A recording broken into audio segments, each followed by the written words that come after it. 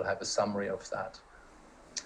But if it's just think about the dynamics of muscle contraction. So this is just sort of a cartoon, if you like, of a muscle cell. So this is the plasma membrane.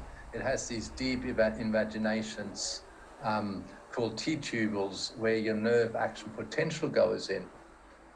What happens as the action potential reaches the T-tubule, there are some receptors called the dihydropyridine receptor, and the nerve signal stimulates that receptor and interacts with this iodine receptor that sits in this calcium storage compartment, if you like, called the sarcoplasmic reticulum. And as the two interact, calcium is released, and it makes its way to actin and myosin and binds to something called troponin that, if you like, locks actin and myosin in place. And once calcium binds, you unlock them, and then actin and myosin can interact and cause muscle contraction.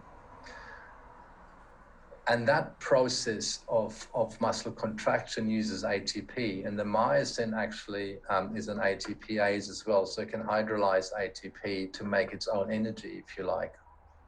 Now, the next step is to get that calcium away again very quickly so the muscle can relax. As I said, otherwise you can't get any movement. In very fast muscle, you have specific molecules here called parvalbumin that bind calcium really quickly.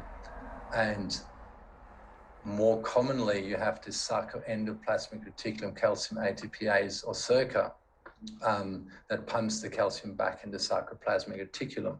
So that's just at a very quickly at a molecular level what happens. What's interesting about this is relaxation uses as much energy as contraction. So this is where all the energy used during exercise comes from, just making muscle contract and relax. And the other thing is that muscle fatigue, to a large extent, depends on depletion of calcium in this compartment here. And if you then also consider that the amount of calcium released at any point in time is proportional to the force produced by the muscle, then it becomes clear that if you want to produce a lot of force, like say in a bench press or fast sprint, or a sit and wait predator wants to have a really quick chase, there's a lot of calcium released out of here to increase the force production here. But what can happen then is that you can't sustain it for very long because you run out of calcium in here, so there's no further contraction possible. So that's called store depletion, and it's one of the major reasons for muscle fatigue. Now, if this process of an action potential interacting with these two receptors here and then causing calcium release and muscle contraction is called excitation-contraction coupling. And muscle function really is just this coordinated contraction and relaxation over time. And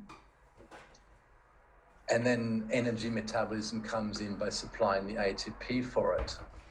But the important thing is that these sort of very briefly outlined molecular changes here really explain how animals can move. So an animal like the sooty shearwater we talked about would have very slow calcium release out of here. The force produced here would be rather low because it has to fly across the Pacific, right? So if it flapped really hard to start